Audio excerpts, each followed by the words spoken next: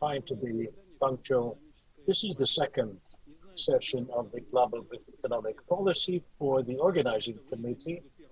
This is the time between the first and second club session was so quick, and we had a very interesting discussion, and we're going to have today. Congratulate you with the Day of the Economist. It's a pretty strange day.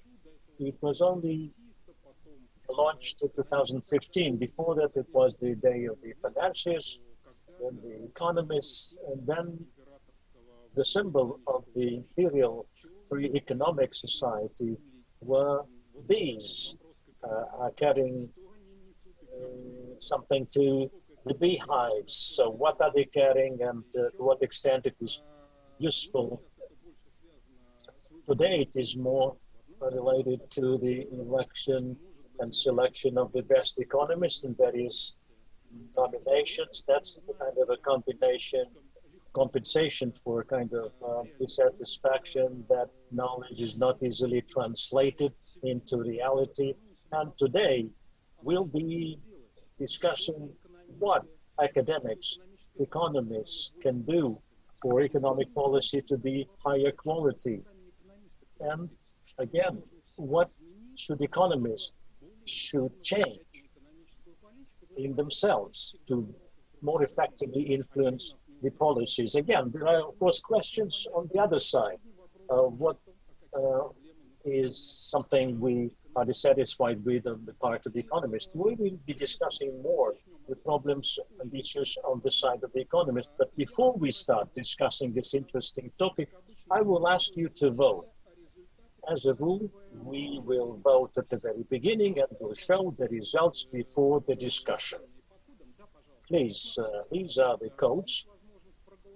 You can vote in Russian and can vote in English. The first code, you go to menti.com and log in these numbers and then vote. You'll have time for voting. The most important thing, log in or write this code.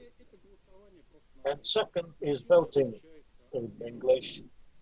The second option is in English.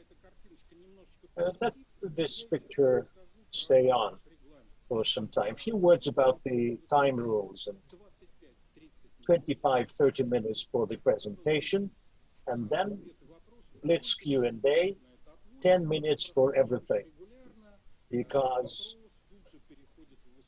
normally a question will be transformed into a comment, and we better leave more time for discussions, for which we allocate as much as 20 minutes. You can ask questions through Zoom, in the chat, to the organizers, electronically on the club site, Econ Policy HSE.ru on the HSE portal. There is a simultaneous translation with 2 channels. On 2 channels, there's only one language, either English or Russian. And now, I'm happy to present and introduce Alain Paquet, the presenter, professor of economics of the School of Management of the Quebec University in Montreal, specializing in macroeconomics of economic growth, regulatory fluctuations, monetary policy, fiscal policy, government debt management. Very topical issues, very relevant for any policy of any state, economic policy of any country. But most importantly, Alain Paquet was directly participating in the development and implementation of fiscal measures.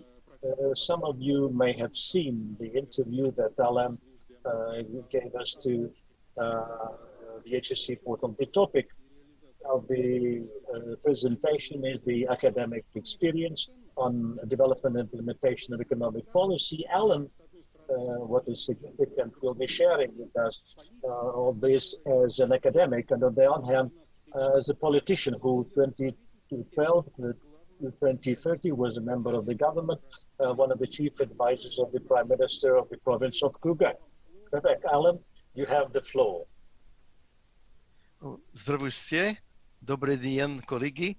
Я очень рад вашему предложению. Good afternoon, dear colleagues. I'm happy to have the invitation to participate in the assembly. Since my Russian is rudimentary, I can write a bit better than I can speak with little practice. For this invitation, this occasion to exchange with you about the link or the bridge between academic economics from theory and empirical economics to the policy making itself, which I've had the great opportunity to do in part of my career. I'm a professor of economics at the University of Quebec at Montreal since 1988, but I was on leave for 9.5 years. I was on leave without pay from the university, but being a member of the Quebec National Assembly, which is the provincial parliament. And in the Canadian Federation, the provinces have many degrees of freedom and many powers in terms of economics. I am terribly sorry, but which channel do you use? Please use channel with English.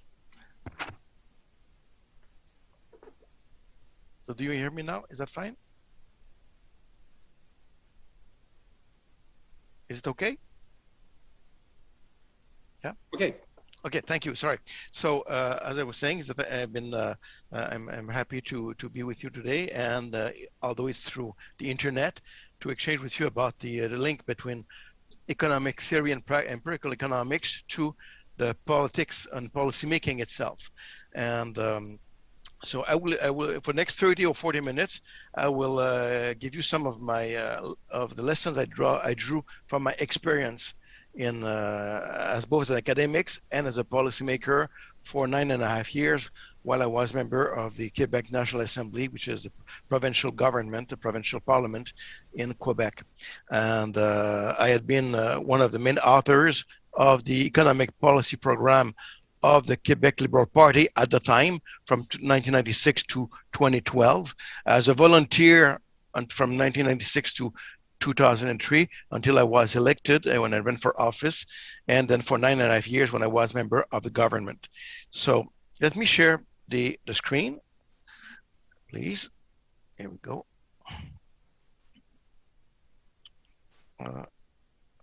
Can everybody see the screen? Is it working? You can see the slides, yes? Okay, thank you. Spasiba. Yeah. Great. So, so the motivation, I mean, I understand the aims and the discussion focus of the discussion economic club of HSE. And what I want to do is to give some examples and lessons in the use of theoretical and empirical macroeconomics as they may translate into policy making. So from the conception of ideas to and of prescription and to base them on anchor points from academic economics. So how can we go from that to persuade and the elected and non-elected government officials to implement and to develop and to translate into practice those policy prescriptions and to implement them. And that requires, of course, the formulation of the prescription itself, the efficient communication of the issues, as well as the reasoning that underlies a government decision.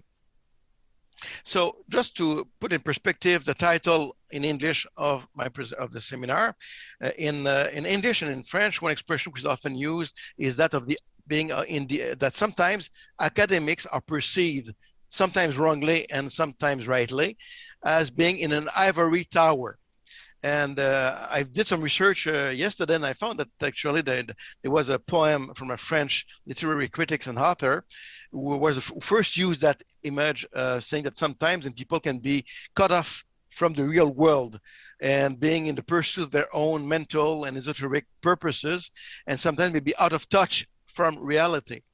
And this image has been translated and used in sometimes often in North America and I think in Europe sometimes as being that academics can be sometimes cut out of the real world and being stuck in some kind of ivory pure tower, which sometimes make them disconnected from the real problems that people have to face on their day-to-day life. And so that's why I chose that title.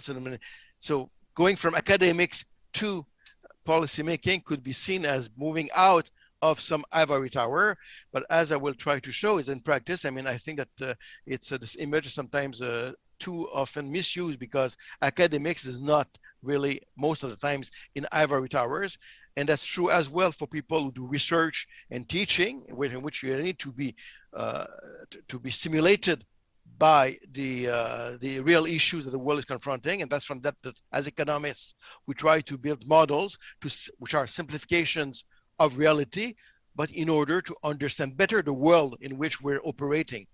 And from that, we can translate that sometimes in terms of policy prescriptions, and even at least to say, well, government should try to avoid to do such things, because the consequences that we know from economic theory and economic practice wouldn't be the ones that will be looked for by the governments and the policymakers.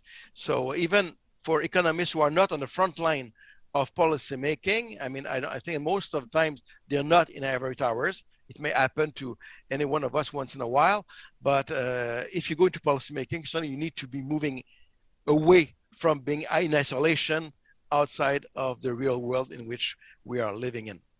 So, as Yuri summarized, I mean, I had both experience as an academic, as a full professor of economics now, and sometimes a consultant and researchers from my academic position. And in policymaking, I first was a volunteer in a political party in my young age in the other millennium in 1978. And I didn't do any politics. I wasn't involved at all. I was not involved until 1996 at the request of the leader of the Quebec Liberal Party at the time. And I became an elected official in 2003, which I held the position until 2012. And I had different positions, both as first a member of parliament, an elected official, a representative of a riding, and as a chair of the Standing Committee on Public Finance in many of those years, and as well as up to being a senior economic advisor to the Quebec Prime Minister. We call Premier in Canada as being the Prime Minister of Quebec. For all those years I was in Parliament, and I was at times State Minister for Finance and member of the Government Committee on Economic Prosperity and Sustainable Development. And as well, sometimes in previous years, I was a Parliamentary Secretary to the Quebec Premiers and the Minister of Finance and so on. So now, it turns out that at the University of Quebec at Montreal in the economics department, since 2003, there have been 4 examples of colleagues or students who became policymakers, and they ended up being in 4 different political parties. So there could be some difference in some normative views, but I would say that all of them were certainly, I mean, good economists and tried to formulate and develop their prescriptions as a policy, first of all, the good economists. I mean, I for one, I was a State Minister for Finance. Another colleague of mine has been Minister of Finance in a government that succeeded the government I was a member of. The current Minister of Finance of Quebec is a former MA student who had a career in the private sector for a while, and now he's a Minister of Finance. And in the last federal election, one of my colleagues just became member of one of the opposition party in the House of Commons in Ottawa. So going back now to some economic principles that guide the implications in implementation of economic policy. I mean, of course, you're pretty familiar with the description of positive economics and normative economics. And positive is a description of what will happen under some assumptions, given our state of knowledge and the empirical evidence we have. And that's one important dimension. It's an objective dimension, but there's also normative economics, which is a more normative which is normative dimensions and a subjective dimension per se, which is rather to judge on what should happen, what do we want it to be. So what is the goals to perceive, and that represents some values. It could be greater efficiency, it could be greater equity, it could be many things in that regard. The important concept of economics we need to keep in mind in policymaking is the opportunity cost, as well as the important thing is that economic agents, no matter who they are on this planet, I think if there's one thing on which economics is perfectly right, and there's not that many things obviously, is the fact that individuals, men and women, respond to incentives, good and bad incentives, in order to basically when they make the decisions. Of course, we need to figure out what are the objectives they're pursuing, what is the objective function, what are the constraints they are facing, and what are the optimal choices that they make under those constraints. And some of those constraints may represent like budget constraints. They may represent some frictions that we need to face, some different costs that we need to face. Another key principle is that of expectations, because the expectations matter in order to understand the effects and the impact of a policy. In particular, this has implications for the credibility of policies. If people think the policy is not credible, the results that will come out of this policy will not be necessarily those that were intended. And the issue of time consistency of policy also is under this topics of expectations. Now, what can we say about the principles of some principles of policy making? First of all, you need from the genesis of political ideas that often are brought about from dealing with or solving some issues and problems that are faced by our society. So it's important first to define correctly the problems, both in terms of the scope and the depth of those problems. It's also important to identify the peoples that are being impacted by the situation, by the problem, as well as by the prescriptions that may be put into effect. Could be a community, a region, a province, a whole country, the world. And also, in terms of the gist of political ideas, the idea of the policy idea that can be inspired or guided by the challenges, some visions that are rooted in certain values, some guiding principles, thinking, research, reaction, feedback of current economic developments, as well as some reports coming from official or task force and so on, as well as social pressures. All this describes, I think, some of the key parameters in which political ideas or prescriptions are born. A good policy, whether it's in terms of social, economic, or environmental policy, must take into account several dimensions, from its conception up to its implementation. We need first to adjudge adequately the situation. We need to set realistic goals, to assess the financial and human resources that will be required to address this problem, as well as to set some prospective implementation schedule with some well-defined milestones. In that sense, a significant level of success for a policy will require qualitative as well as sometimes quantitative indicators. They need some proper governance as well as proper appropriate incentives for all the actors that are involved and concerned by the policy. Some of the principles that I've discovered I will formulate from my experience as a representative to advance political ideas and policy ideas is, first, it's important to have a well-assembled case with rigorous and credible arguments and recognizing both strengths and weaknesses, pros and cons of any proposals. So always we have to balance many inconveniences when politicians have to be made. Of course, it doesn't mean we'll win all the battles. I mean, you will lose some and win some, but the idea is at least to give a better chance to be able to implement a policy. This is a good starting point.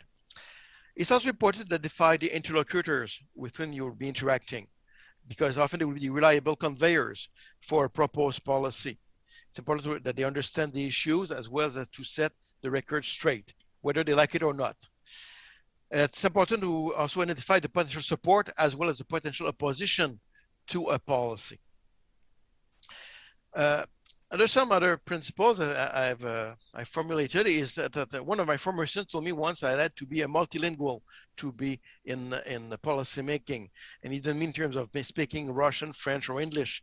It meant that, I mean, in order when you to formulate a policy and you defend it, it's important to translate the issue as well as prescription in different ways. It doesn't mean you need to change. It certainly doesn't mean that you have to change the speech or discourse depending on whom you talk.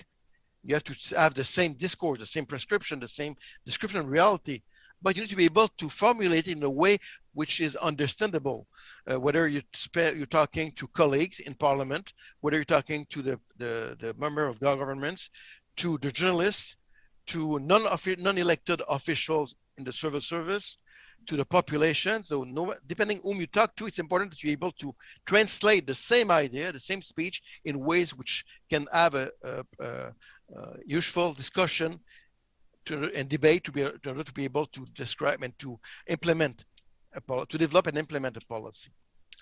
One of the paradoxes we're facing is that of short-term versus long-term in the following way. As we know, is that what is true in personal affairs, in business affairs, or in policy making, bad decisions have long-lasting effects. However, good decisions don't have instantaneous effects. It takes time before we see all the effects. And of course, in a government context, and this paradox is a constraint sometimes and may bring some distortions in reality. Another principle I've discovered is that what I call the acupuncture principle. In the sense that, I mean, in acupuncture, you need to put, for what I understand of it, I mean, I'm not a specialist of that, is that you need to set the needles in the right place, in the right spots. If those needles are not placed in the right place, if they are not, if you forget to put one of those needles and it is missing, then the current will not flow, which will be also a constraint that you'll be facing in doing policymaking. And then another, and maybe last principle I formulated is that of the jigsaw puzzle principle. It says that, let's say that we're 10 people and we have to complete the picture from this jigsaw puzzle, and each of us play with only half of our pieces and we're playing on different puzzles. Of course, we won't get anywhere. So it's important to try to get everybody to work all the pieces on the table and to work on the same puzzle. And that's another one experience. I would have many examples I could give of my experience when I was a member of parliament. So I will give some examples. I will take 3 of them today, examples to bridge the gap between academics and I would say and policy making.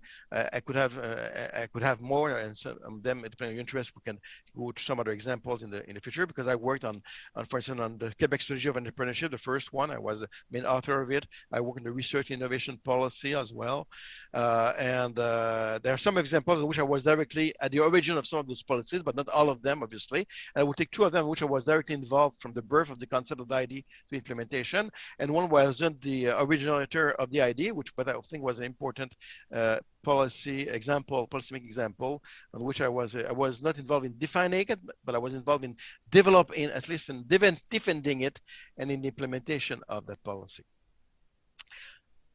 So a first example is that of in Quebec, there was in 1981. I mean, at the time, the Quebec economy was hit by a very tough and hard recession.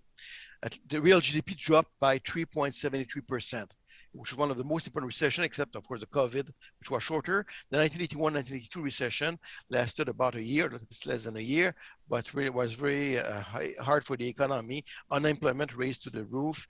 The government budget deficit of provincial government increased by 5.84%. And part of the explanation was also the fact that, for instance, like the government receipts or tax revenues from taxing profits of corporations, of course, went down significantly. As you know, during business cycles, I mean, investment is very volatile. And so when you're hit by a recession, profits melt down. And of course, if the government is taxing profits, which it was doing and it does, then government receipts go down.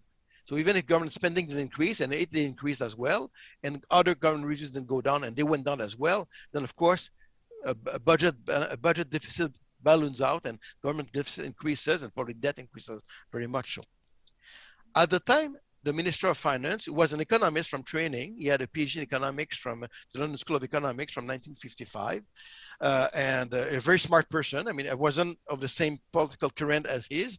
I mean, I had some different view on many things, but I mean, he's a very smart and very clever economist. However, I mean, his training and his experience and training of the civil service at the time was strongly based on old-fashioned first-round models of Keynesian economics. Of course, he understood that in a recession, you had to have a budget deficit. The problem wasn't there. But one concern that the Minister of Finance at the time had, Mr. Parizeau had, is that, well, I mean, given that profits of corporations are very volatile, this implies, and his reasoning was that this implies that government receipts from taxing corporate incomes is very volatile. He didn't like that.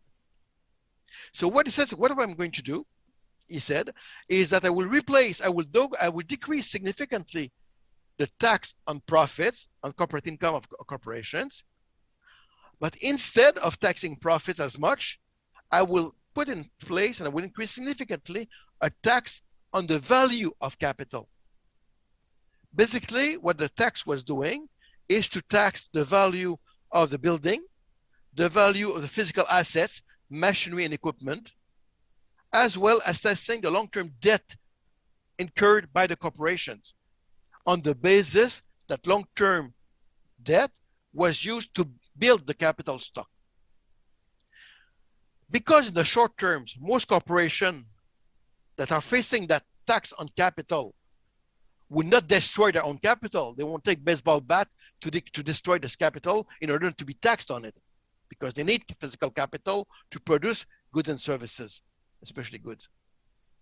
For that reason, then, I mean, that means that the tax base that was defined by the tax on physical capital was much less volatile, at least in the short term. However, that meant that even though in the short term, for most corporations, I mean, they couldn't do anything to escape that tax. What happened is that as time went by, they did replace the capital that was depreciating.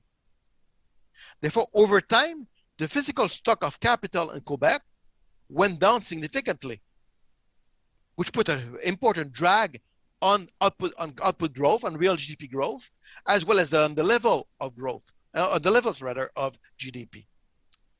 Just to give some perspective on it, that is that, I mean, and from some report I wrote in 1996 and another report in 1998, which just took the same numbers.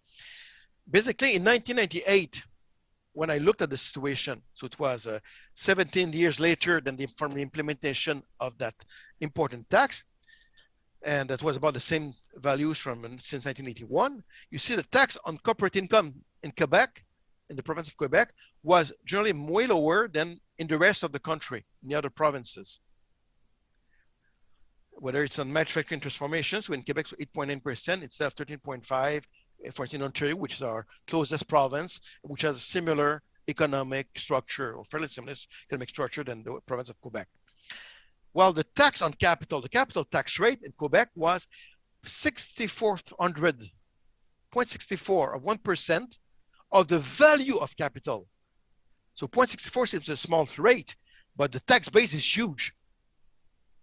So this brought a lot of revenues for the government in that regard. Well, in other provinces like in Ontario, that tax rate was less than half of 0.64. In some provinces, even it was 0%.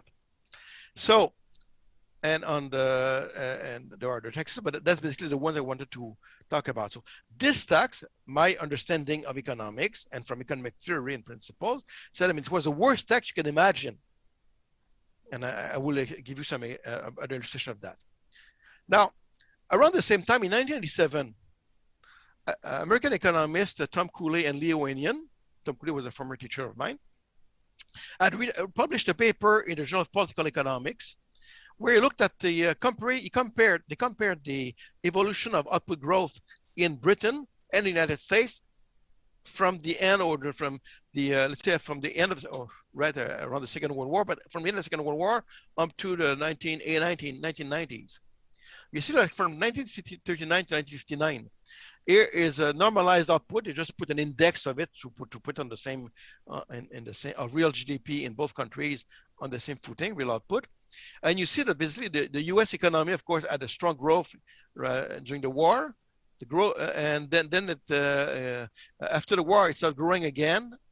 While in Britain, you see that the growth and the level of the UK GDP was lower than in the United States. If you look at the ratio of US investment to output compared to UK of private investment to output, you can see that, I mean, until the early 1970s, basically, the share of private investment in output was way lower in UK than in the United States. And basically what Cooley and Anion show, and they show it first by documenting what happened, and what John Maynard Keynes proposed at the time. And thank goodness the British government didn't implement all the policy that Keynes was proposing, because even Keynes was proposing to implement a capital levy. So that's 100% of profits after the war. Of course, I mean, if the government said, well, I'm doing it only once, I will never do it again. And if people believed it, the damage wouldn't be that great, that bad on the economy. But obviously, people understood that if one did it once, he would do it again and again and again. So they didn't implement the whole prescription that Keynes proposed at the time, because Keynes basically didn't have much consideration for expectations of economic agents in the decision. That's one of the weakness of Keynes' view. There's so many things, but that was not as well understood at the time. So, but I mean, implementing the policy that Keynes proposed had some impact on the level of output in the UK. Well, look at in Quebec now. In Quebec, actually, I mean, if you look at the number from 1991 to 1998, here's the share of private investment, private physical investment in Quebec, in Canada, for Quebec and Ontario. And of course, Quebec is a smaller economy than Ontario, which Quebec was about a 23% share of Canadian GDP, 21% of Canadian GDP rather, while Ontario is 41%. But you see the share of private investment in Quebec is lower and way lower than compared to the share of the economy that was in 1998. And you see that from 1981 to 1998, private investment, its share went down by 11% compared to 6% in Ontario over the same period. And here's the exercise I did, which is a bit similar to what has done Coulet and Leroy. I said, let's normalize real GDP in Canada, in Quebec, and in Ontario, and in Canada on average, to 100 in 1971. And let's see what was the observed growth of the economy over that period. Well, here's the blue line is the Quebec evolution of cumulative growth that was observed from 71 to 1987. While for the whole country, for Canada overall, it's the black line, which is underneath the green line here, which are both are basically the same for Ontario and Canada. New Brunswick is an eastern province, a smaller province in Quebec and a bit poorer province in Quebec in terms of GDP per capita. And you see that if Quebec had the same growth rate than the average that the whole of Canada over the same period, the Quebec economy would have had a 19.5% higher real GDP than what we have had. So there may be more than one explanation behind that, but one of the explanations I postulated was the fact that we had this huge tax rate on the value of capital, which is the worst kind of taxes you can think in terms of financing given government level of spending. And actually, in theory, economic theory has shown that if you compare the impact in terms of welfare losses on the economy of various taxes, if you compare the capital tax, corporate income tax rate, personal income tax, or like labor income tax, payroll tax, user fees, or value-added type tax, tax of consumption, all taxes are not equal to the impact on welfare and the level of performance of an economy. The most damaging tax for a given level of revenues is a tax on capital, for the tax on corporate income tax, and so on. And the least damaging tax is a tax on consumption. Of course, that is not, I mean, any taxes has some impact on the economy. It doesn't mean taxes should be zero because we want some government spending. We may debate sometimes which program we want, but for a given level of government expenditure, a government needs to finance it. So the optimal fiscal policy is to choose the menu of taxation and the tax bases and the combination of tax bases, which are the least damageable to the economy for a given amount of revenues that needs to be collected from the economy. While the estimates the Quebec government, I have numbers from 2010 here at the time, were that, I mean, if the government was to increase its tax receipts by $1, it would be $1 million, I'm just normalizing to $1, the long-term impact on real GDP would be decreasing real GDP at $1.37.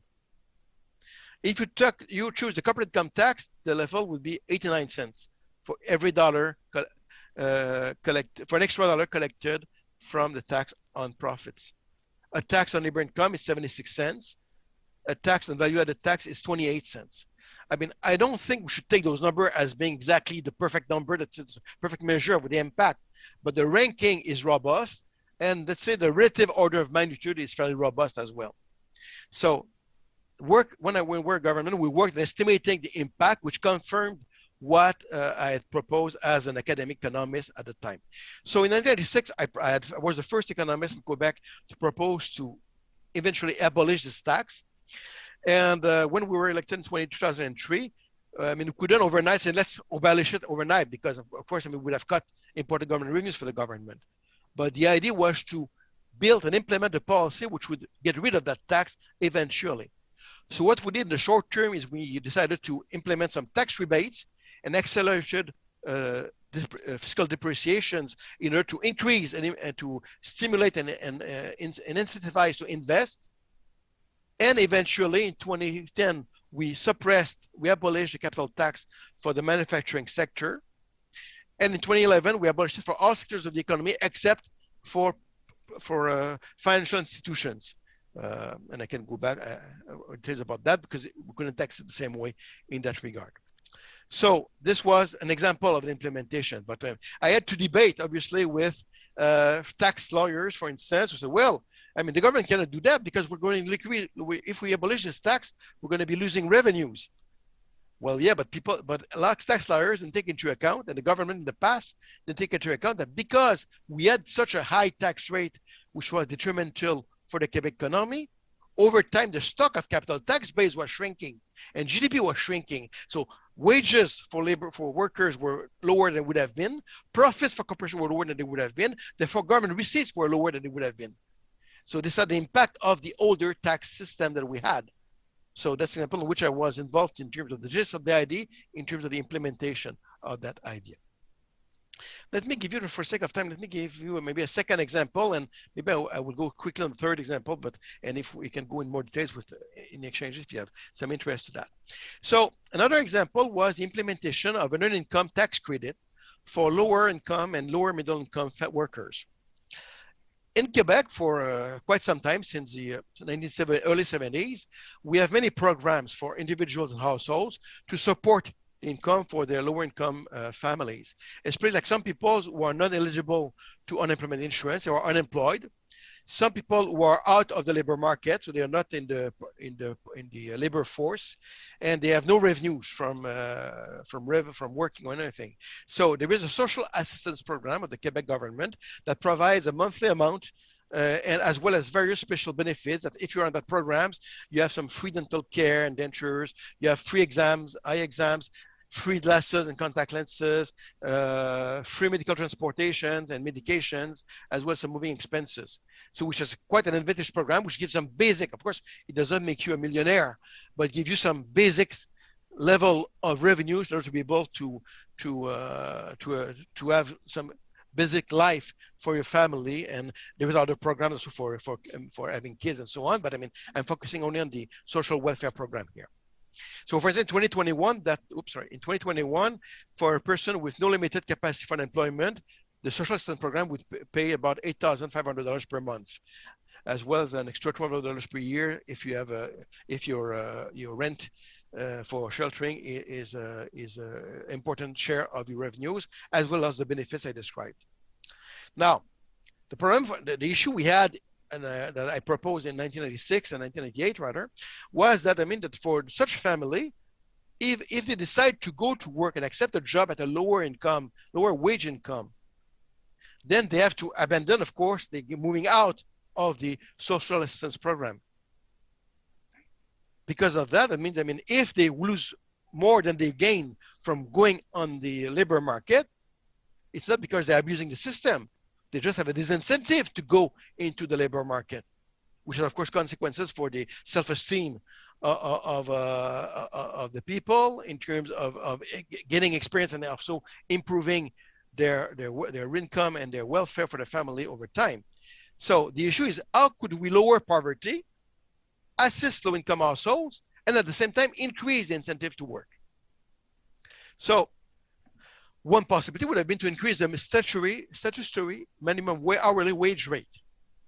In 1998, the minimum wage rate was $6.98 or $6.98 per hour, compared to the average wage in Quebec at the time of $15.50 per day.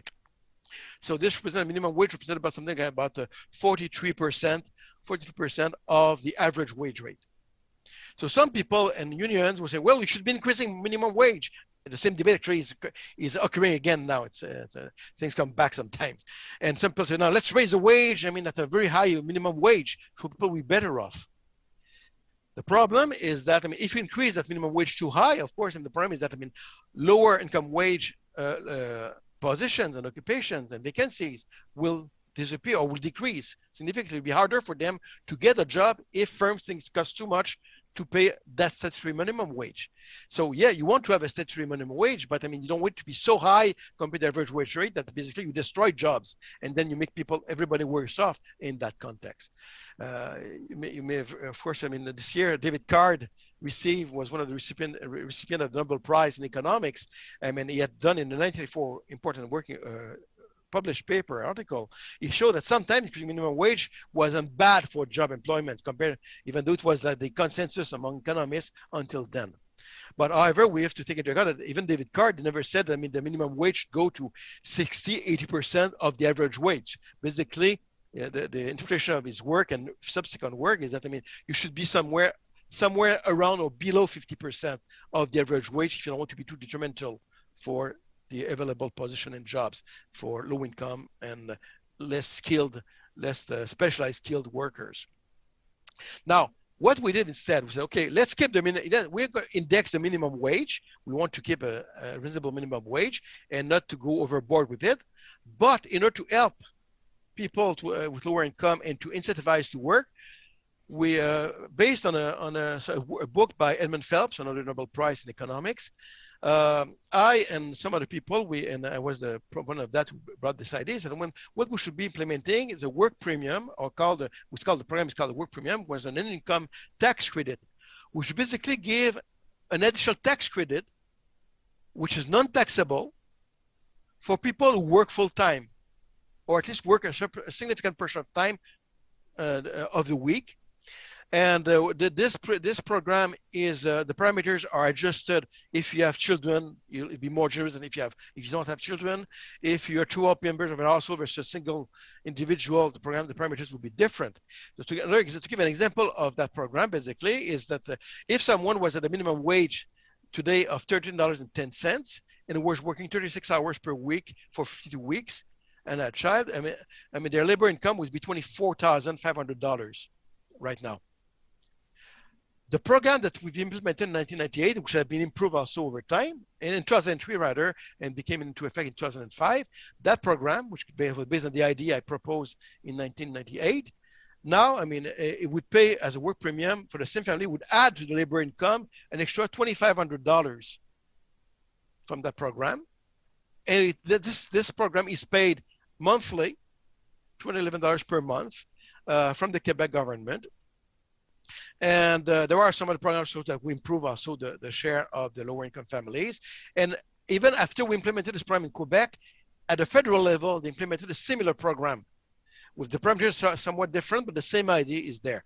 So basically, I mean, the two programs together, for the example I gave, is instead of only earning $24,000, $24,500 per year, the same family earns basically an extra $5,000 net of tax, which is added to this family. So that makes it more interesting to work than remaining on the social assistance program. Even though you're losing some benefits from it, then it's an incentive to work and to go to the labor market. At the same time as it pursues an equity goal as well as an efficiency goal for the economy. So as an example in which, I mean, from economic theory and empirical evidence, we designed the policy and we're able to build that. I mean, at first there were some debates about it. Now every political parties in the parliament agree with the program and they kept improving the program over time. So that's another example. So I could talk also about the Quebec Generations Funds. Let me just summarize in 2 or 3 sentences. Basically, Quebec was the highest indebted provincial government in Canada.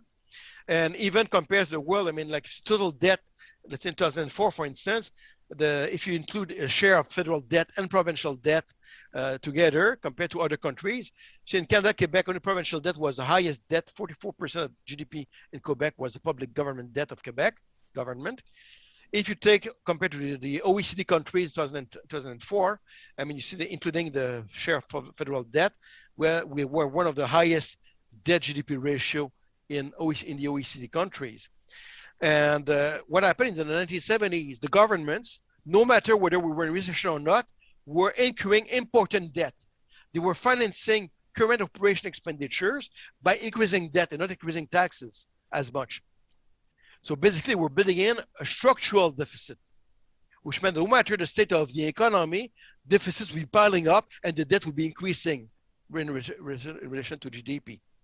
So, of course, Quebec government was not the only one in the world who did that, but it was bad policy prescription. Economics theory tells you that, I mean, of course, if you have a recession or if a temporary increase in government expenditure, you don't want to raise taxes and cut spending badly. So what you want to do, you want to occur deficits for temporary situations. But over the middle term or the medium term, then you need to balance the current operation budgets. You may borrow, of course, to finance productive public investment. That debt is a good, kind of a good debt. But a bad debt would be to keep incurring a budget deficits, no matter what the state of the economy is. So it's like a good cholesterol and bad cholesterol with good debt and bad debt in that regard. But we had accumulated bad debt for many, many years, and to a point where even the public debt to GDP ratio was way too high. And this had an impact, of course, on the credit rating of the Quebec government, the cost of borrowing for the Quebec government, as well as the share of the budget of expenditures which had to go to not to education or to welfare or to health expenditure, but had to go to finance the debt services or interest on the outstanding public debt. So what the government did basically is we decided to implement a policy which called the Quebec Generations Funds, in which the Quebec government would put aside every year and would borrow sometimes, it would borrow at a lower rate than the average return on a fund, on a well-balanced fund, not too risky fund, managed by the Caisse de Dépôt, which is a big government institution, which basically, which is independent of the government, which is a government agency, but independent of the policymakers mostly, not totally, but mostly, and which manage independently, like the pension funds of the public pension funds of the Quebec society, as well as the one from the public sectors as well. And on average, a return from that fund is higher than the cost of borrowing. But the government basically committed itself to put aside money year after year, and when that fund increased so significantly, it takes it that this money can be used only to decrease debt directly. So, of course, the government agencies, the credit agencies take that into account when they assess the state of the public debt in Quebec.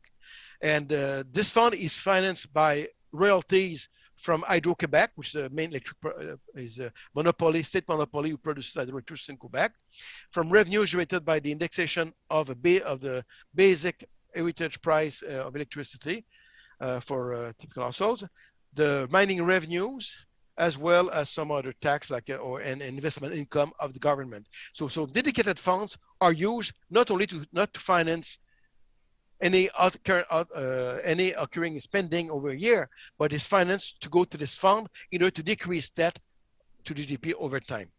And it worked. Not only it was a correction that we thought made sense when I wasn't the origin of it, but I defended it when we implemented it.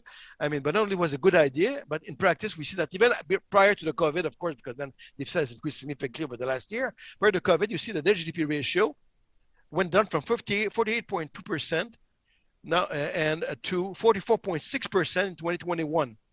That is before the COVID.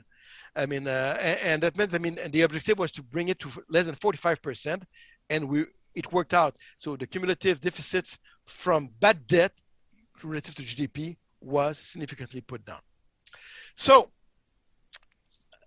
in conclusion, I believe that, I mean, that finally theoretical and empirical economics are not disconnected from real world issues for society.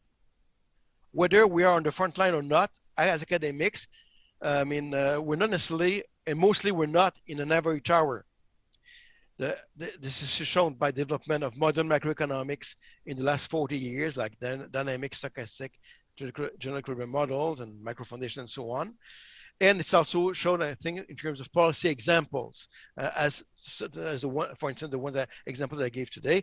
And we could talk about monetary policy right now, which is an interesting debate in Canada, United States, and many countries in the post-COVID, hopefully soon post-COVID era. So sound economic policy ought to rely on solid, positive economic reasoning. There are some principles and lessons that can be drawn from various examples in many places and times. I gave some from Quebec, and insights from direct interactions with officials, whether they're elected or not, journalists, constituents, and stakeholders are important in that regard. Of course, there are some challenges people sometimes lose their trust in institutions. We see that in the United States. We see it in Canada as well, in Quebec, not as much, but it's part of it. The information ecosystem has changed with the social networks. So this makes some challenges to get the sound economics to the idea. And I would add, I mean, of course, then the idea is not to move from an ivory tower to another one. So it's important to be well grounded, and I think that economists are mostly. But government also, it's important that government don't become themselves an ivory tower, and they have to remain very grounded on the reality of that people are the constituents and our citizens and are living in reality. So the idea is not to move from one ivory tower to another one, but both government and academics to be well involved in the issues we're facing. Большое спасибо. So, Ален, большое спасибо. Thank you very much, Alan. Your last words are a New Year toast. Toast for the New Year. Now a short session for Q&A. But before that, if you can put up a picture of voting to keep it for some time. We need, yeah, you can switch off the presentation. If you can switch off the presentation. Alan, can you remove the presentation, the slide, for some time? Alan? Alan, can you remove the presentation? Once they show you go to Menticom and vote, you remember. Alan, can you remove the presentation? Can you switch it off? Can you switch off the presentation for Alan, for us to show the voting? While we are going through the procedure of switching off the presentation, the slides, let me read out some questions. We have several chat questions and some personal questions. First, interesting question from Natalia Ivanova, a full member of the Academy of Sciences of Russia. Natalia is asking, yes, you are justly saying, Alan, incentives work. That's what history teaches us and theory. But what incentives, which incentives work better? Sticks or carrot? Threats or gifts? Reducing taxes or increasing taxes? Brief answer, Alan. Alan, вы слышите нас? Alan? Alan? Alan? Alan?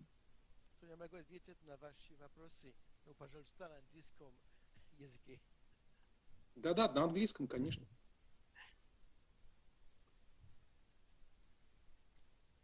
Алану надо просто переключиться в другой. У нас синхронный перевод, пожалуйста, переключитесь на английский. Yeah, switch over to English, whoever is listening in English. And the question was, which incentives work better, carrots or sticks, reducing taxes or increasing taxes, threats or gifts? Did you hear the translation, Alan? Did you hear the translation of the question? What works better? Tax incentives? Which tax incentives? Increasing taxes work better or reducing taxes works better? Which is more efficient, more effective? How do I switch to the English channel? Sorry, I don't get... Now the переключ.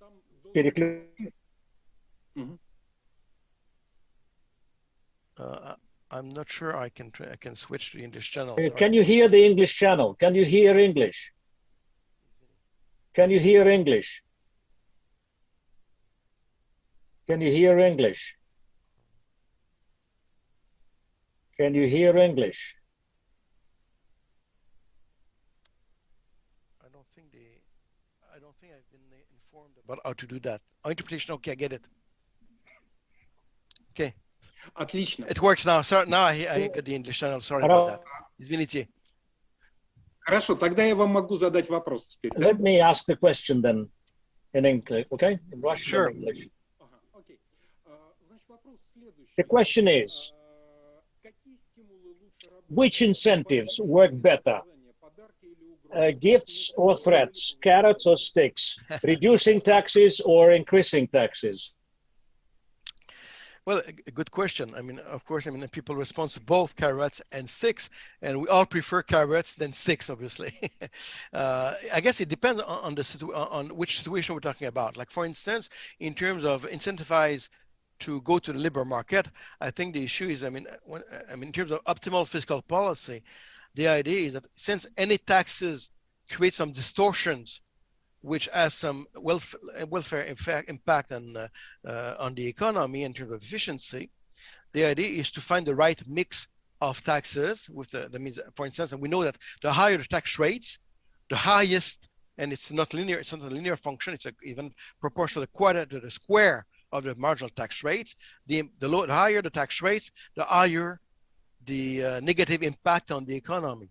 So the idea is to find the right mix of tax rate and tax base for a given amount of revenues a government needs to implement or to finance a given level of government expenditure.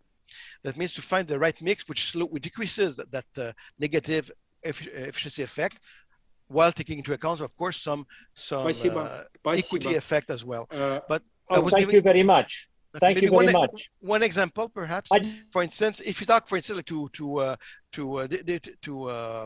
incentivize to work, you don't want to have a tax rate which is too high. You want to have the taxes were less damageable for the economy. However, if you want, for instance, to decrease the consumption of oil, for instance, we're talking about the climate change issues right now, then probably the sticks is important to decrease the amount of pollution which is supplied in the world. So in that sense, I mean, like a carbon tax or a caps and trade system, which gives a price to the externality of pollution, therefore the sticks is, in this case, is a better application. Alan, спасибо. Alan, thank you very much. The next question. You've talked much about the importance of long-term perspective, but all the governments, they have short-term, medium-term perspective. Given your experience, how do you encourage governments, specific officials, decision makers to orient themselves by long-term prospects? You're right, you read, it's a very important challenge and tough challenge we have to face. I mean, even like, I mean, when elections, like in Canada, elections are every 4 years at the provincial and federal government. In the United States, sometimes every 2 years. That makes it even more difficult. At the same time, we want to have the right the right governance. That means that the governors have to, the government has to respond and of its policies towards the population at some point. Now, in that context, I mean, one key factor, which is somewhat exogenous sometimes, is that of having a leader of a government, having a party who has a long-term vision and who wants to face issues about that. And of course, that varies. I would say, like in Canada, I'm not talking elsewhere, but in Canada, I would say, I mean, I think that the visions right now are more short-term than they used to. Of course, I mean, the COVID crisis is part of the explanation. I mean, COVID is a very urgent situation we need to face. But even before the COVID, it seems that given, I think, the new ecosystem of information we're in, one of the problems is that I think the short-termism is taking a little bit more effect than it used to have, at least before, let's say, 2010, 2011, 2012. That would be my observation. Now, one way to do that, then in that case, is sometimes for government with some visions, sometimes you need to implement some laws that basically bind the ends of future government. So, for instance, the generation funds was put into law, of course, could be changed by a new government. But I mean, given the cost incurred by the credit agencies that we would have to face if a government decided to abolish the generation funds and spend it, even though the current government, which is not the same party I was involved in at the time, even though when they were in the position, said, well, we're going to abolish it to do something with it, when they arrived in government, they said, well, no, the political cost of changing it or abolishing it is too bad, it's too high. So that means that when you implement some laws that bind to some extent the hands of future governments, this help to discipline future governments. So that's one of the challenges. But of course, one exogenous effect that sometimes is hard to control is the fact that, I mean, depending population, I mean, they want to have short-term results in themselves. So governments represent the people in that sense. But it's always a big challenge to face. I mean, in policymaking. You're right. Спасибо. Thank you. Следующий вопрос я предоставлю возможность. The next question, Lev Jakobson, Vice President of HSE. Я попросил возможность задать вопрос устно, потому что, я не могу его сформулировать очень коротко, но это именно вопрос, это не выступление в дискуссии, может быть, еще выступ. Прежде всего, я хотел бы очень высоко оценить доклад, действительно замечательный доклад, и вместе с тем высоко оценить усилия Алена. The efforts of Alan and the company enabled them to meet a number of challenges quite important for the people of Quebec. I noted that we received some cases from Alan, and those cases were telling us the way political decisions were proposed and implemented. And in fact, they can be presented or can be delivered through some popular magazines, media. But for those who work mostly in the ivory tower, they mostly face with other type of issues which cannot be tackled this way. I can mention only two. One of them was mentioned at the beginning of the presentation. That's multilingual approach, a lot of dimensions. And the other, and it's not the last one, is quite known for economists. Economics is mostly about trade-offs. We all remember the joke of a one-handed economist, because from the standpoint of science, responding to politicians' requests, the answer would be, are we selling or buying? But those things cannot be published in media. So my question is, Alan, could you think of some cases of not those breakthrough recommendations that worked? Of course, I understand there were some trade-offs too, but reasonably. But could you think of some cases or situations when, as an academic or politician, you had to deal with a situation that you can really offer a dual approach and say that from one hand it can be this way and from the other hand it could be that way. It's a temptation always for the economists who work out of the ivory tower. The science knows only part of the answer to a question. The other part is presented to me as a person, as an individual. I understand, I hope you understood the question, although it's quite a complex question for those who stay out of that ivory tower, and I deal with the issues on a daily basis. Thank you. Spasiba. That's a good question. You're right that, I mean, that I mentioned the idea of being multilingual. I mean, you need to be able to then translate the same idea, the same issues, the pros and cons, as I mentioned, of every issue. And of course, I mean, we win some battles and we lose some. As long as fundamental principles of our values are not attacked by it, I mean, say, well, okay, well, I lost that one. I could give you some example. I lost an election over one issue, actually. I mean, the government I was more a member of, we lost an election on the tuitions of university tuitions, actually, in 2012, and there were, and we anyway, I can get into that if you're interested at some point. But I mean, but at least we defended it in front of the population, and democracy ruled the day, and I respect that, even though we lost the battle, but and I lost some. But to give an example about those trade-offs, sometimes those trade-offs, I mean, are in terms of economics perspective. But I mean, it's economic. There's other goals that are pursued by the government, representing what the people sometimes want. I mean, the people want a lot of things, and the foundation of the existence of economics is the fact that the needs of people are unlimited, while the resources to respond to those needs are limited. And that's why there is a choice. There are choices to be made. One example in which I mean that was the issue of a free trade, for instance.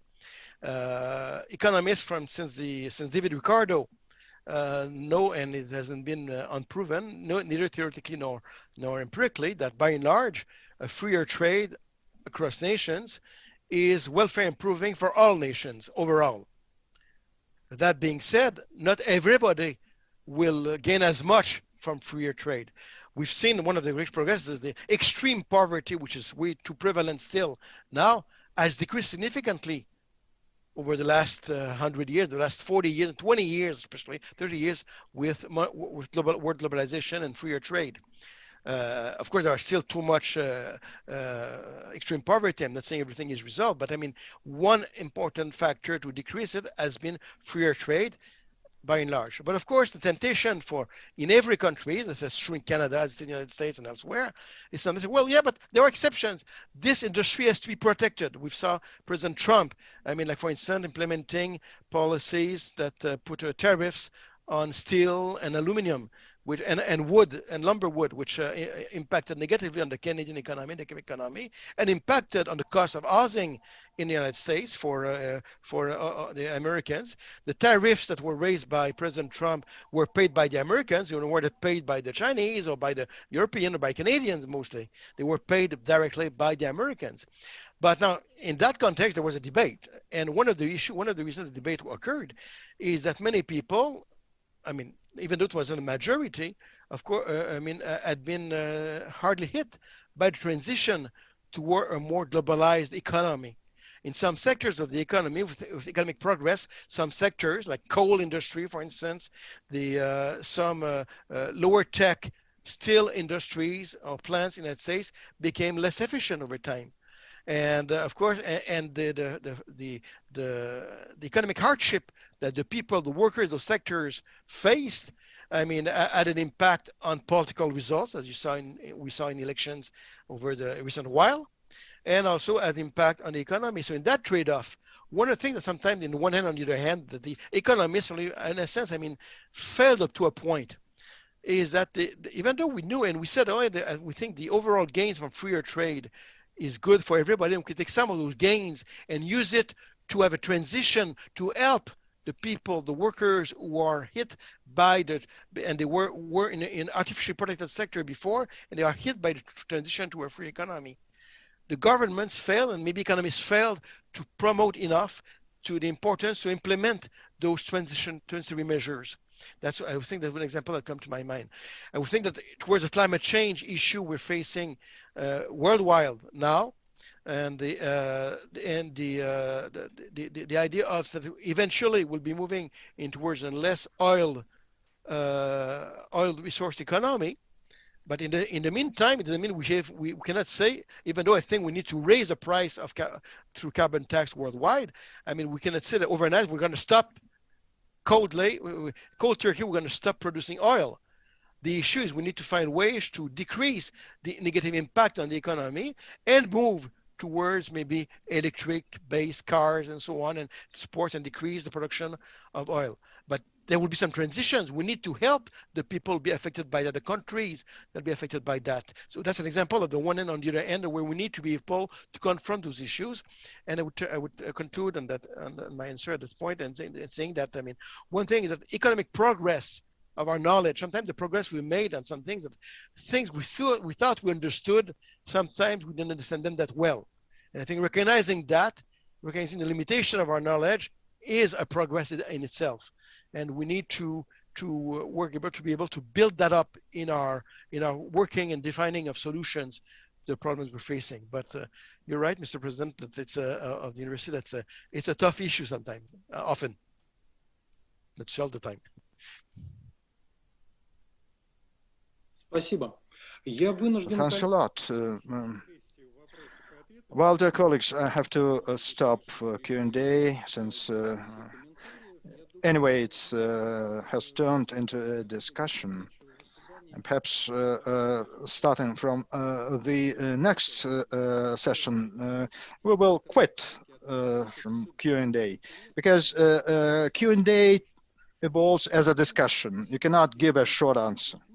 So now we are moving on to a discussion. But before that, let's see the outcome of voting. Can you see the picture?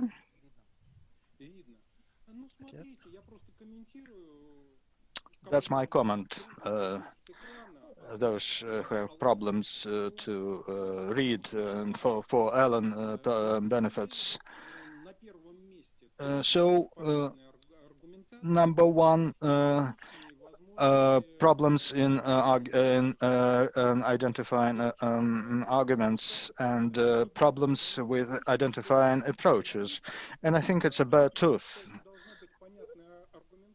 Economists somehow believe that all reasoning is to be quite clear, and by doing so, they start mentoring. They start talking like teachers with kids when they talk to public servants or elected officials.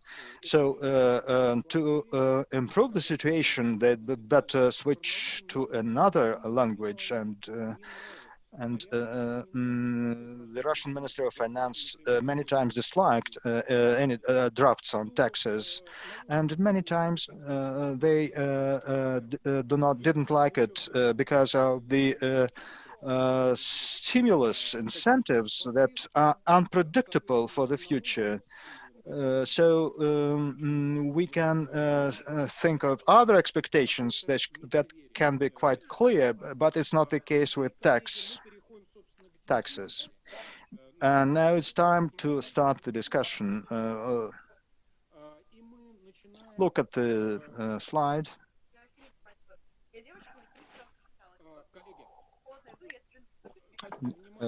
Dear colleagues, please turn off your mics.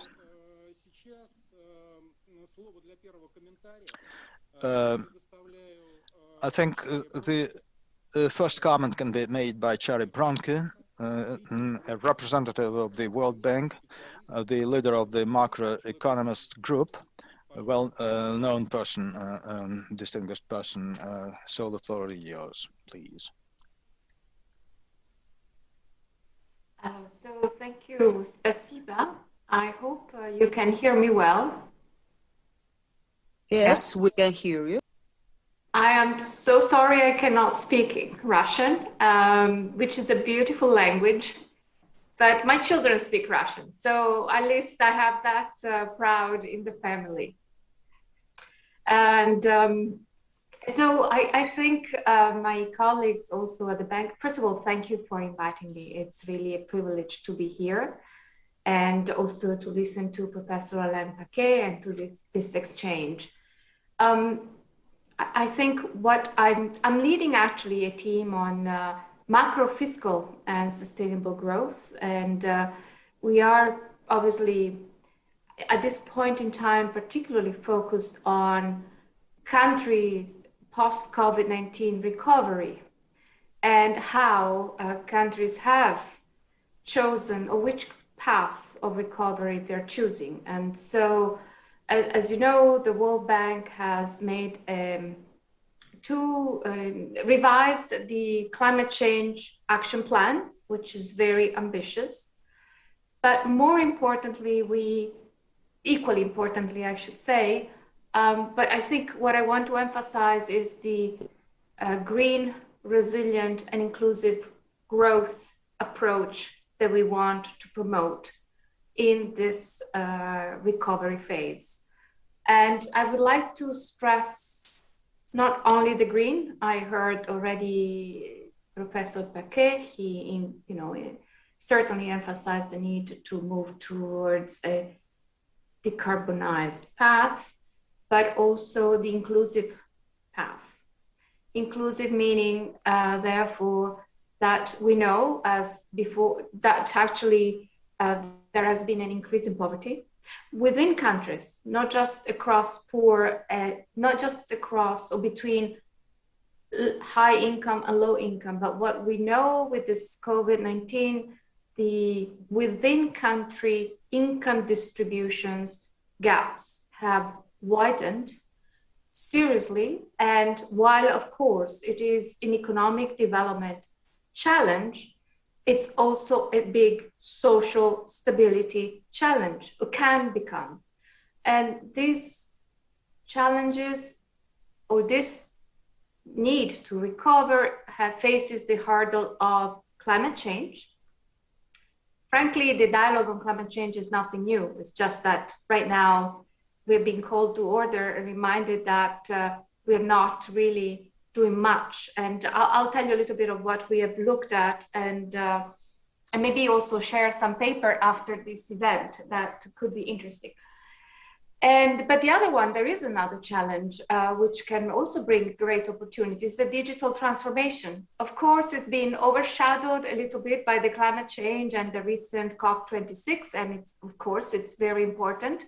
But the digital transformation is another big challenge, not so much in terms of growth, perhaps, but again, in terms of the winners and losers among countries and within countries.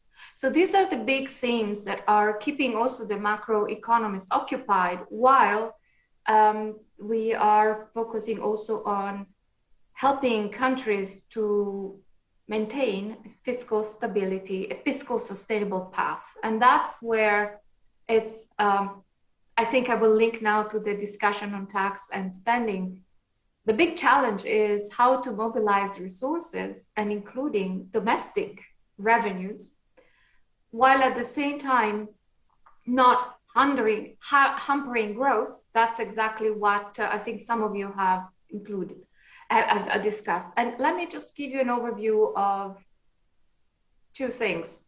One is that we have analyzed the tax and public spending measures over all the countries that are members of the World Bank, and also the IMF has done the same, but we've issued a paper and we assess all the policy measures that countries have undertaken to help on the containment of the COVID-19 crisis and then on the recovery. And what is interesting is that some countries have taken up to 54 tax measures in terms of reducing tax rates, creating tax breaks, giving tax deferrals, a lot of issues. Some are easy to reverse. Others are really not easy to reverse at all. And so that's one problem that we see, in particular in our emerging economies, they're faced.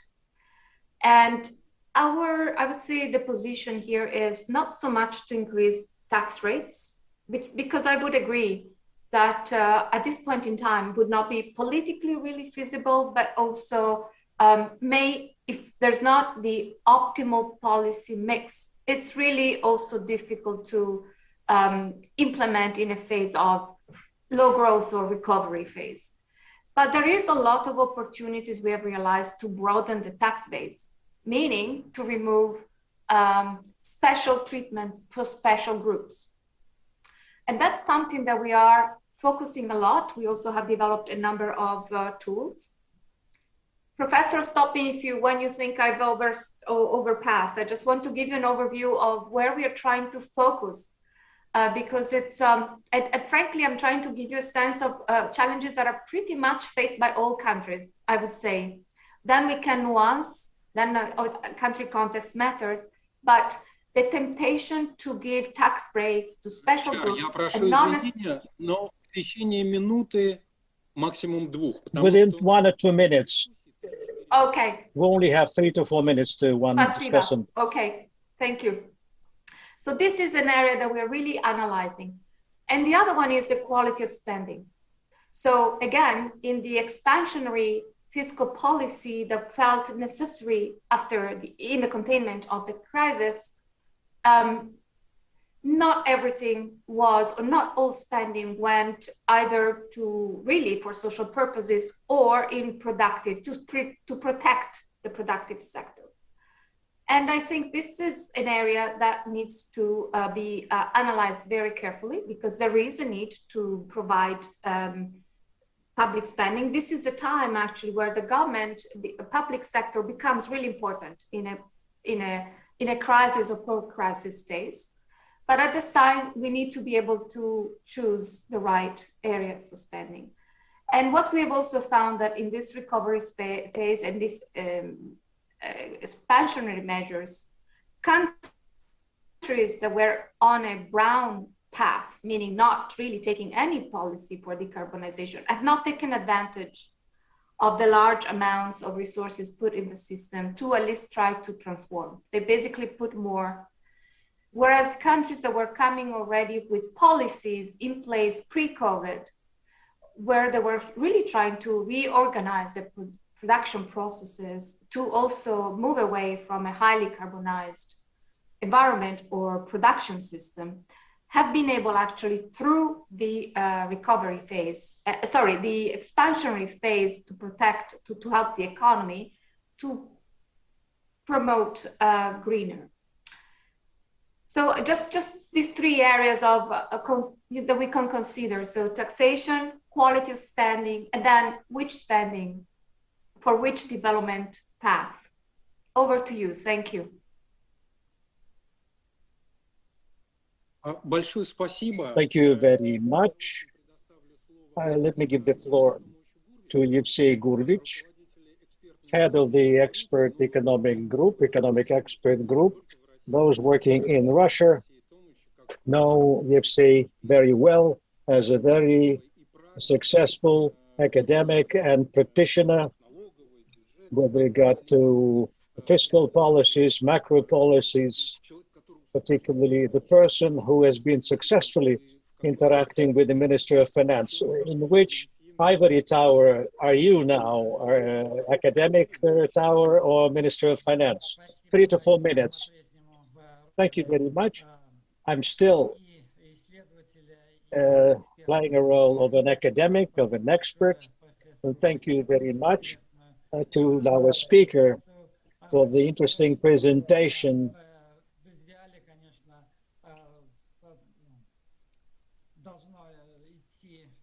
Ideally, there should be a path from scholarship, from science to practice.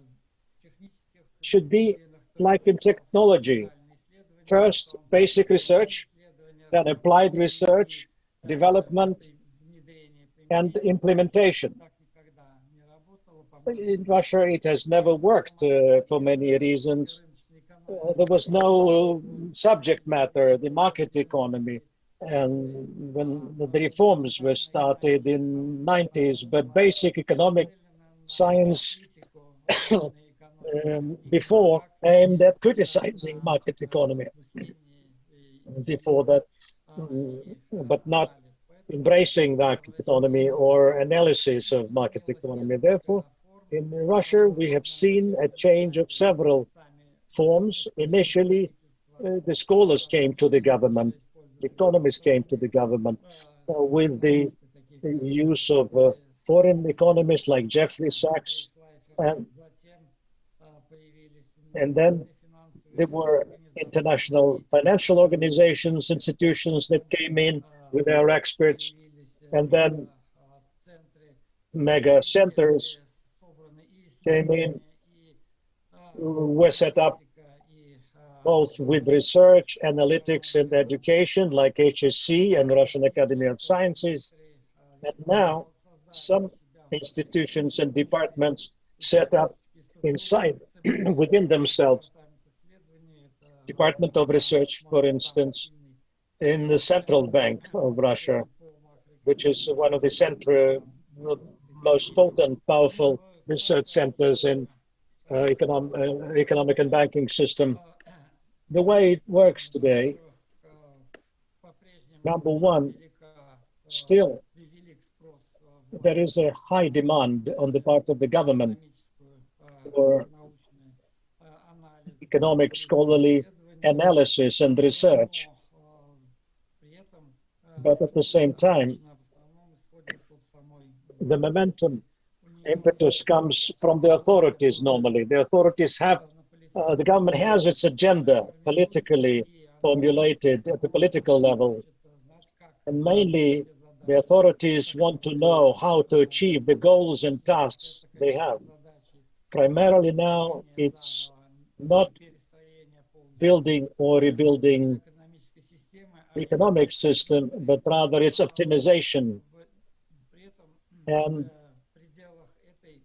within this agenda, the government is ready to listen to initiatives and proposals coming from science, from scholarship, from academia, and it is often done, and there are a number of channels through which you can communicate these proposals to the government, and the government is in contact and regularly seeking advice from experts, has its own think centers. Ministry of Finance has its own center, and HSE is cooperating with, interacting with, and the Russian Academy of Public Administration and National Economy. Let me note that one of the major mechanisms for the authorities' work is correcting mistakes, analyzing the problems that occurred, emerged, analysis of new possible challenges, and analysis of options for solving, handling those problems and meeting those challenges. In Russia, due to its dependence, Russia's dependence on the openness of Russian economy, there were several crises. We are amidst one of them, together with the rest of the world, the pandemic-related crisis. And the macroeconomic policy has passed a long path, particularly in analyzing the past mistakes, which were reflected upon well by scholars, by academics, with good and right conclusions made.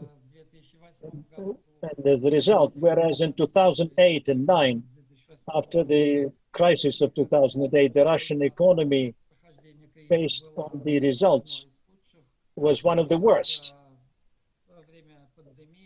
In the pandemic time, 2020, economic results, if not were best, but much better than the average among comparable countries.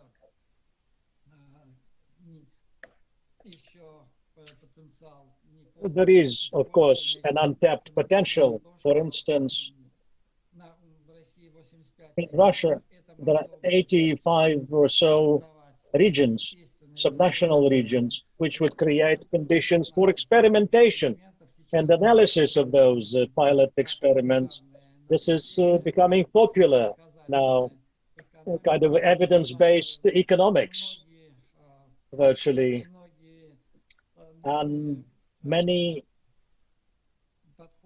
new approaches to economic governance, to tax policies, are being trialed and tested experimentally in regions. It's come top to bottom. Unfortunately,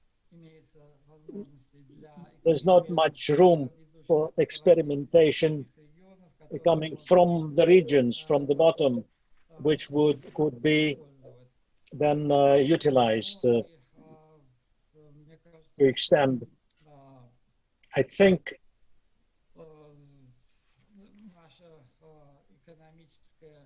our economic science, economics is mature enough. The last thing on the forefront in economic science is political economy.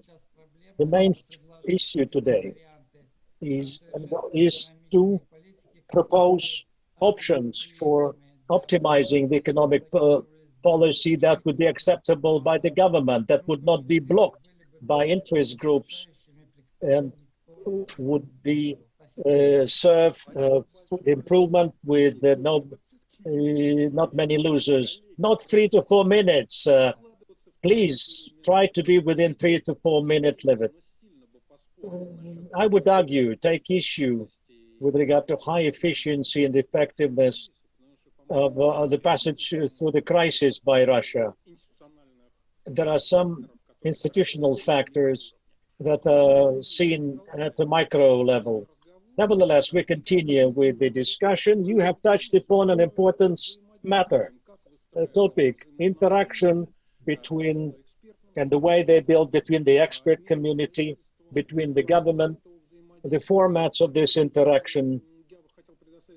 Let me give the floor to Vasily Burov. I would not name his position. He's the kind of person that brings together people around himself, practitioners, academics. He's You're welcome.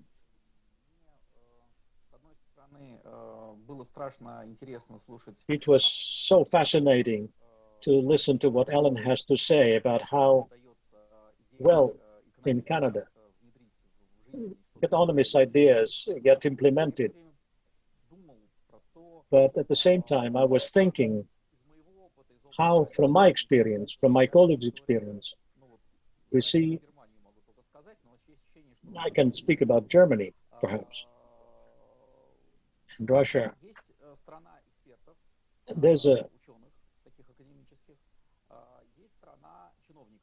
There are countries of officials, countries of experts. Two sides, rather. One side is experts, the other is authorities. And the most widespread story is where officials, it could be economists, have some established opinions, beliefs as to what is to be done based on what they think. And quite often these considerations are not political. They could be called academic. They share a certain theory, perhaps. And people can't come to terms. A second story. It's more like Russian story, where quite often officials speaking to experts, economists, say, okay, now give us a plan, a specific plan, program, point by point.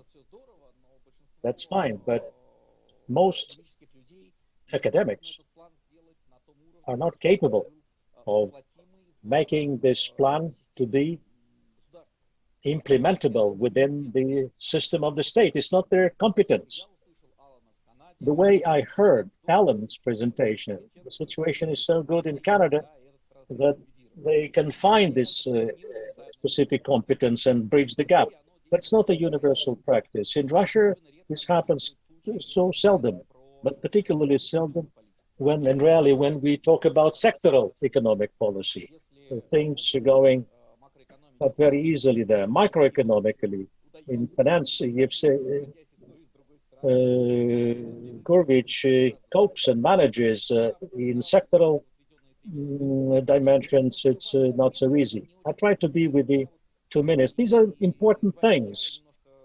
When I heard Lev, I had some hints, Lev Jakobson. I think it's important, maybe, Yuri, we should make a more concentrated conversation in that direction. The different countries find different ways of having interaction. If we find a wonderful speaker ready to speak on this based on his or her experience, of course, we'll do that. We only have 15 minutes. I would now give the floor to two discussants. Vasily actually has led us to this paradox that it's not so good when decision makers in economic policy are economists by education. It has been more challenging to convince them or reconvince them. Sometimes they go by dated economic theories. And then arguing with economists. Now I give the floor to Rahim Ashakbayev, since we're trying to make this club international with so many people joining in from post-Soviet countries.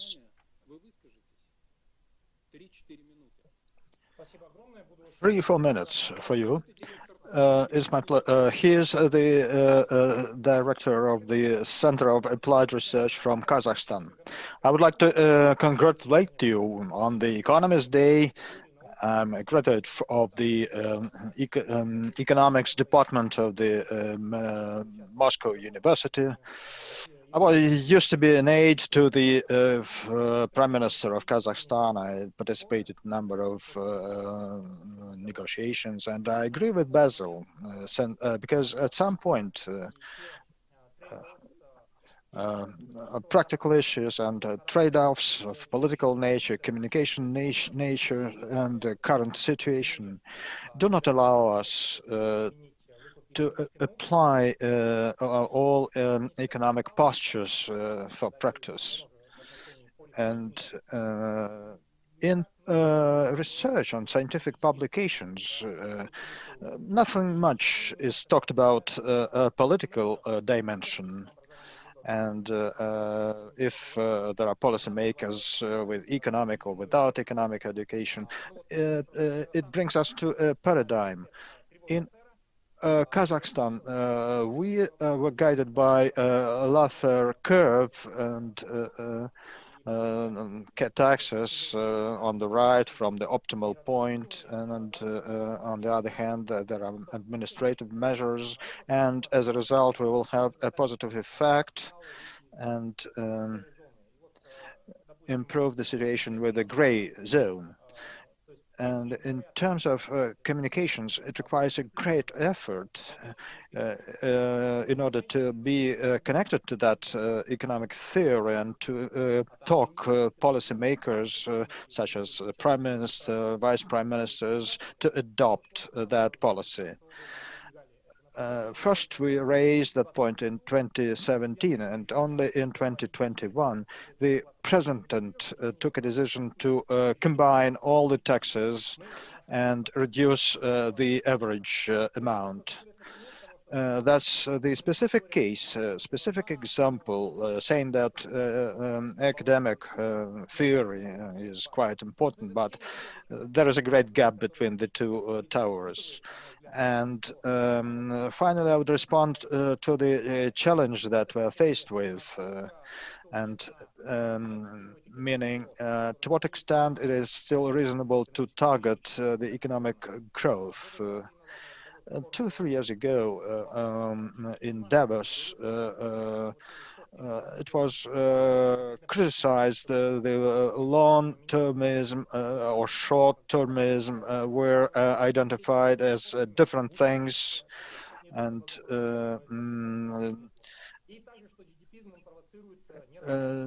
that it was stated that GDPism brings to inequality. So in Kazakhstan, we are trying to get rid of GDPism and switch to positive things, green agenda. And in order to be serious about carbon neutrality, we don't have to target the growth. And I think from that perspective, policymakers have a great demand in our opinion. Thank you.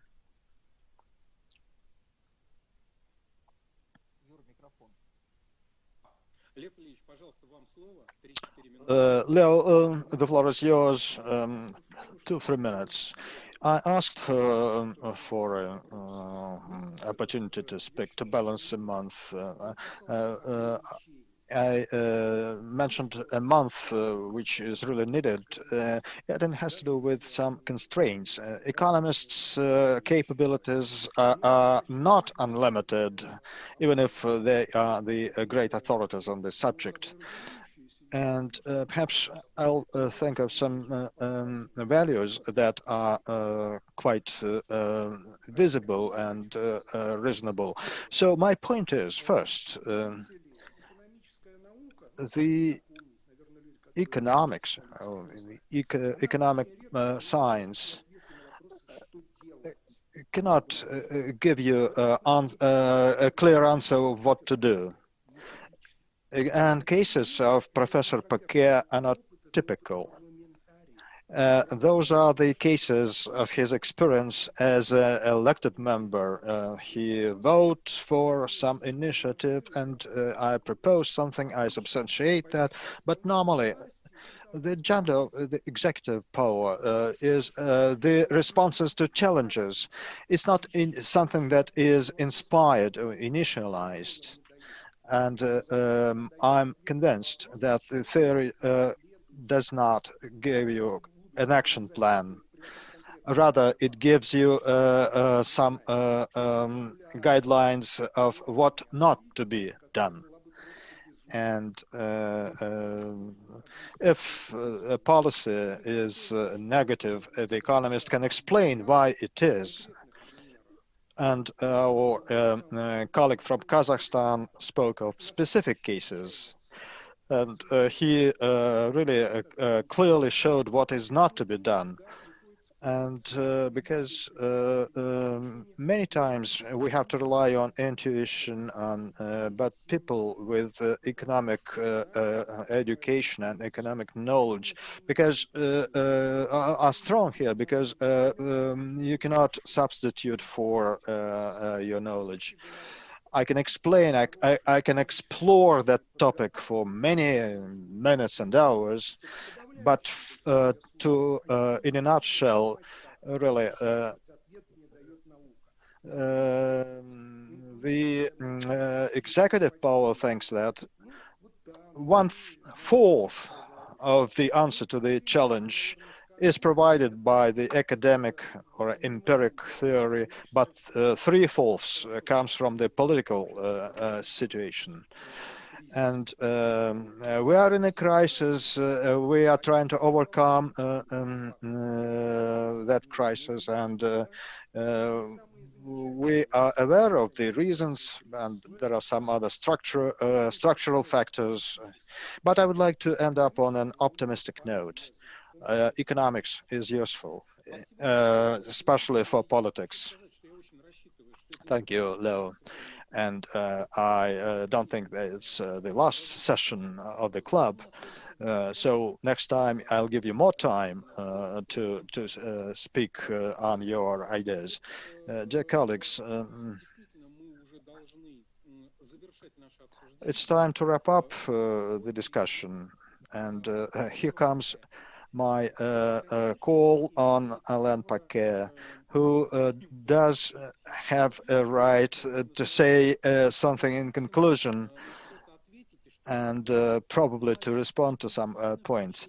But Alan, I beg you not to extend it for 5 minutes, otherwise we will be broke. 5 minutes, please. Spasiba.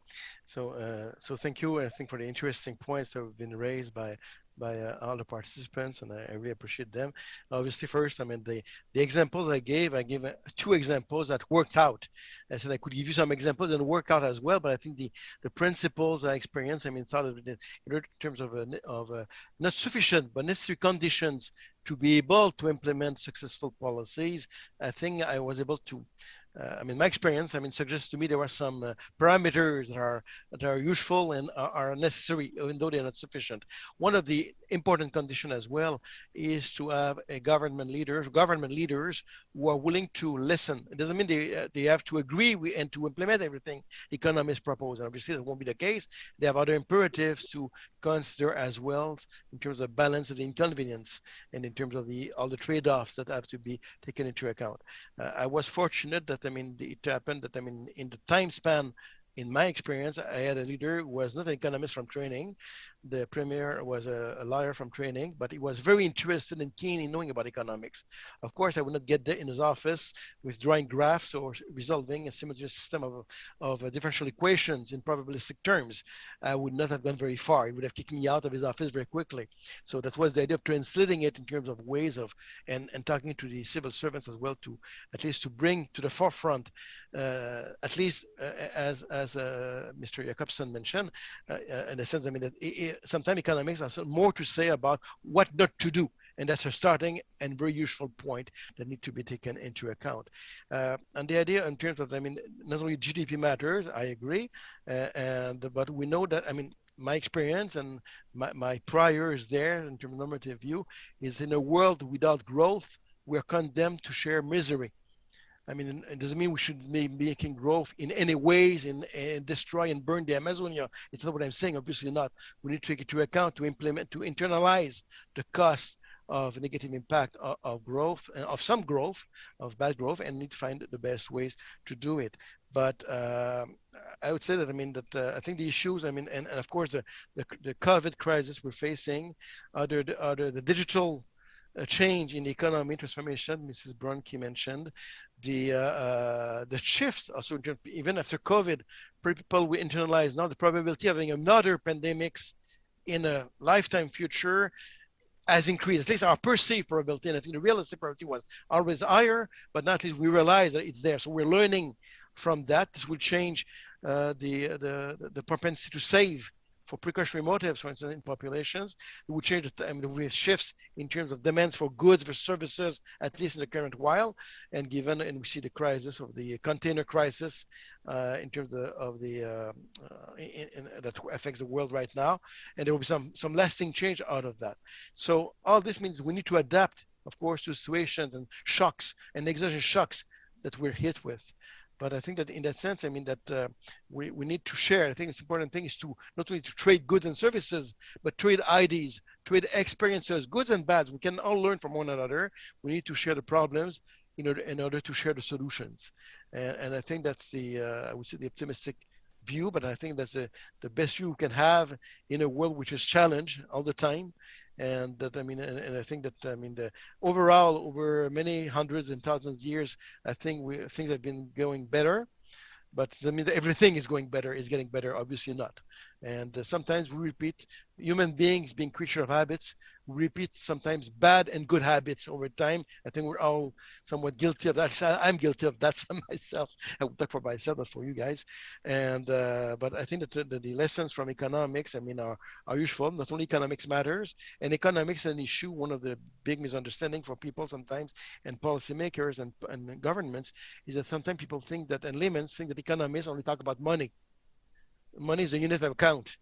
What matters is welfare. And I think that sometimes we're not always as good to convey that message. I think we need to work on that as well. So I thank you very much for the sentiment. I could give you some bad examples that didn't work out.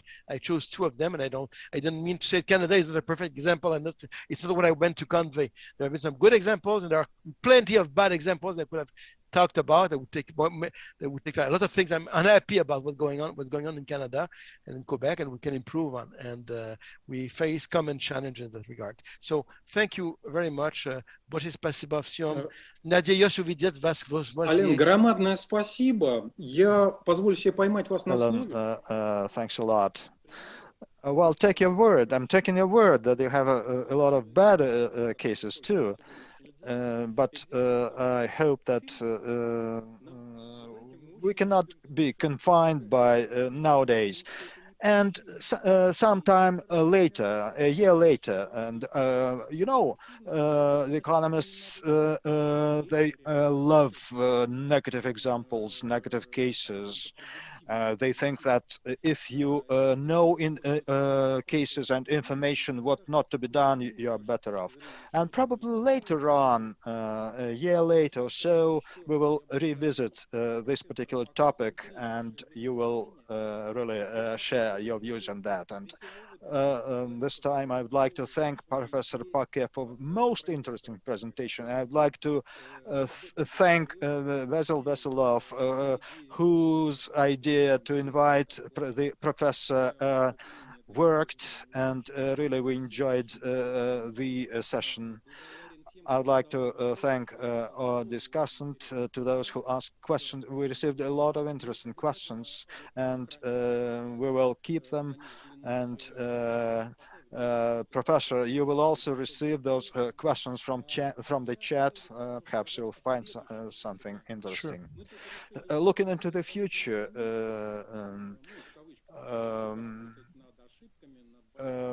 we tried. We believe we need some period of rest, abstention from the sessions. But on November 25, we are going to have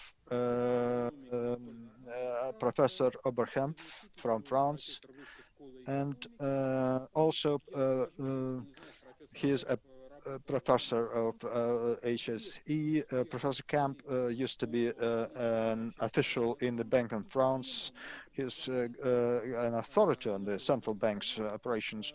He offered a number of topics for discussions, and we picked the most controversial topic of greening the monetary policy.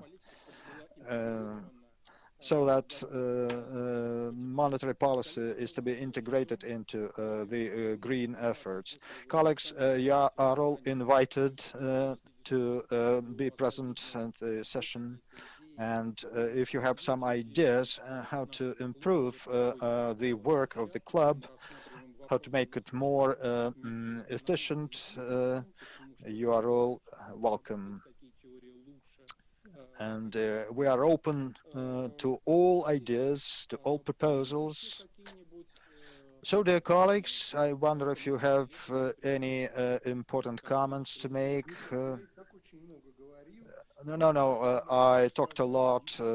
My final word is that it's an extremely interesting presentation that we had, and based on questions and discussions, the list was very long. The presentation provoked a lot of ideas, a lot of considerations. Professor talked about incentives, and it came to us that incentives is something that is to be revisited, and a second thought is to be given to that topic. Thank you. Alan, hope that you will join the club next time, if possible, if you have an interest to that, and if you have time, since it's our desire to invite the people who combine academic and practitioners, those people who was in government, in policy making. Otherwise, I would like to thank all the participants. You are all invited to visit the web page of the club, and you can read the materials and watch video recording. Thank you very much for joining us, and we will always be grateful for your questions, for your ideas. Thank you.